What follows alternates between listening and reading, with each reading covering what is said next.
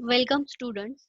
In the structural analysis part 2 subject, we are looking at the second unit, that is movement distribution method, and we are going to see here one numerical which has its both ends simply supported. Okay, so this is a continuous two span beam AB and BC, and the both ends are simply supported. Okay, so in the previous numerical we have seen both in fixed condition, so according to that we have uh, done the movement distribution. So here what will be the change if the both ends are simply supported? Okay, so let's see. So this is the numerical.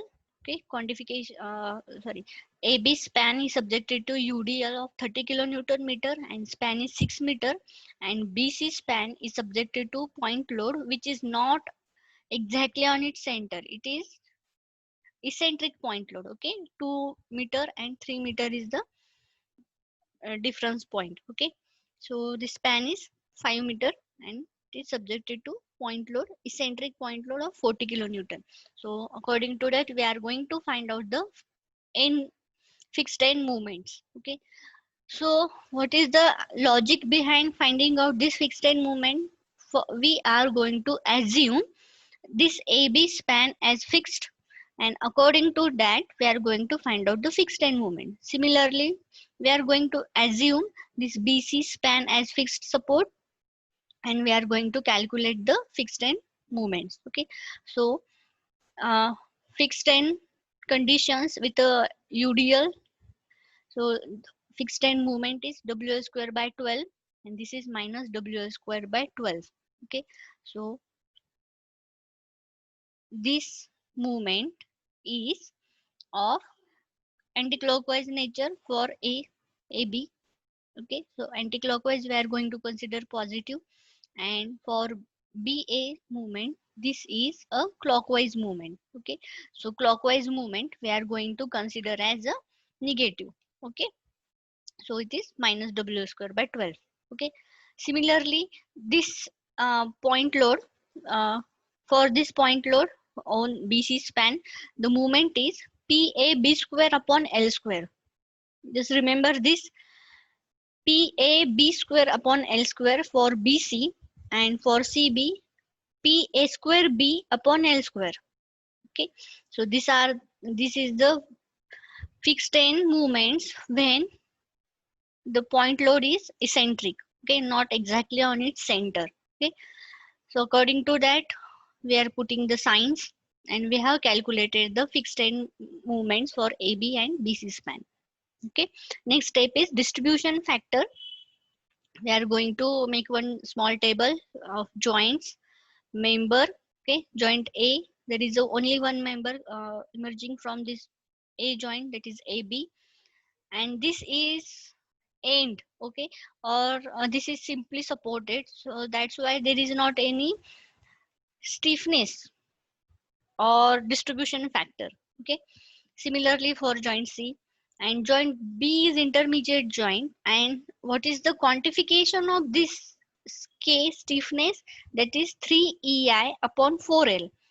Okay, for intermediate, uh, sorry, for far end simply supported condition case. Okay, for far end simply supported condition, the stiffness K is 3EI divided by 4L, and for fixed far end fixed condition or far end intermediate condition, the stiffness is I by L.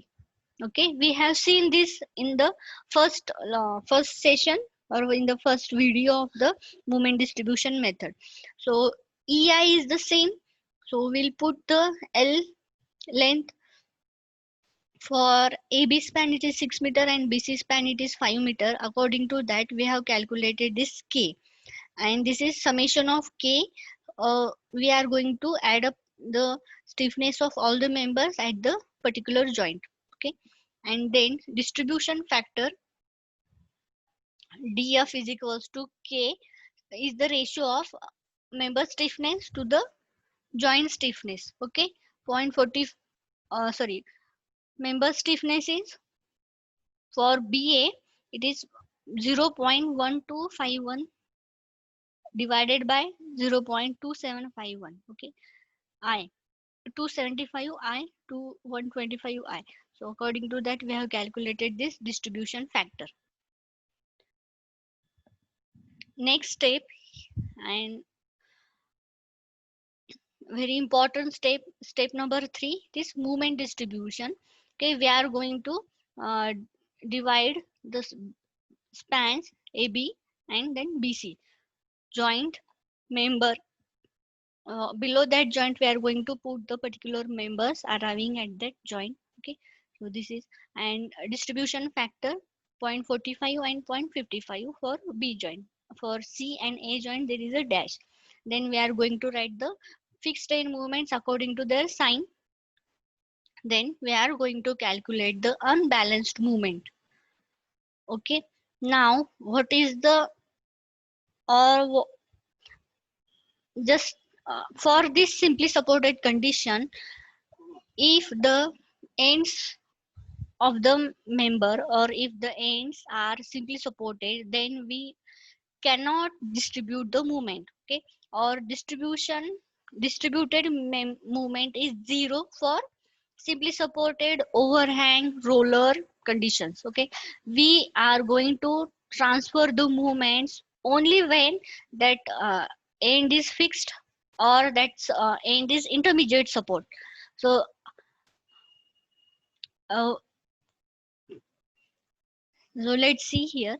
uh, if we are going to, if we are going to calculate the unbalanced movement over here, or over the joint B, that is minus 90 plus 28.8 something will be, then we are not able to, or we cannot distribute this movement because this is simply supported. Similarly here, so when so where we have to carry over, or where we have to distribute the movements for this condition, only to the joint B, because this is intermediate joint. Okay, so we are going to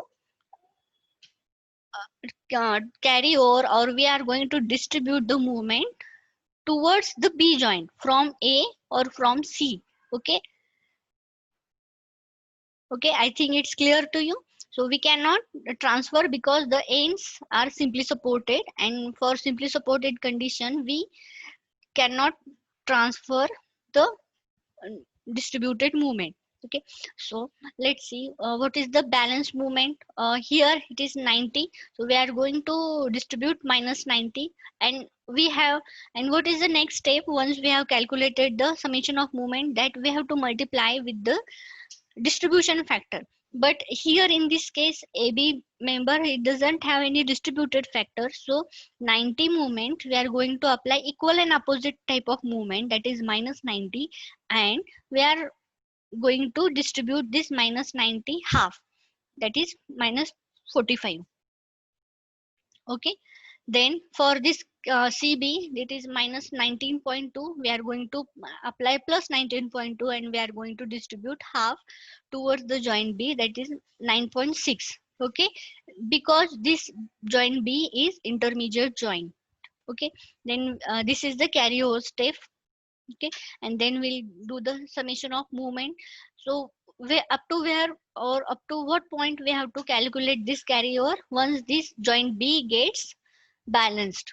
Okay, then 90 minus 90, it is 0. Similarly here it is 0, but what is the movements? That is minus 135 for BA and 38.48 for BC. So minus 96.6 is the unbalanced movement, so we are going to apply plus 96.6 movement to the, for the distribution purpose. So here we are going to do the distribution.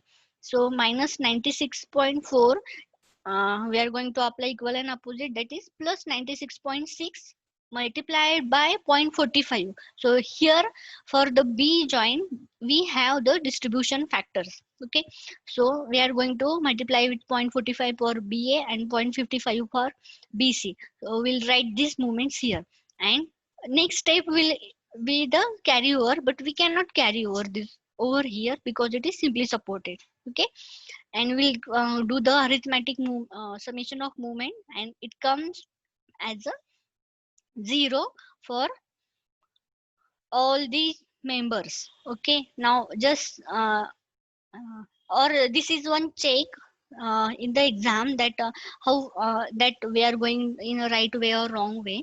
So just remember, because these ends are simply supported, so at simply supported condition there is not any movement present. Okay, so it have to come 0. Okay, and for this B joint we are going to balance, that's why here it is also movement is 0. And okay, so this is the check that in the exam or when you are solving, so just remember, for simply supported end the movement has to come 0 for simply supported ends. Okay, and this is the movement distribution. And last step is the shear force and bending diagram. I will keep this diagrams up to you. Okay, I think it is clear to you. And do comment your name in the comment box for the attendance purpose. And if there are any doubts regarding this numerical, then you can comment there. Okay. Thank you.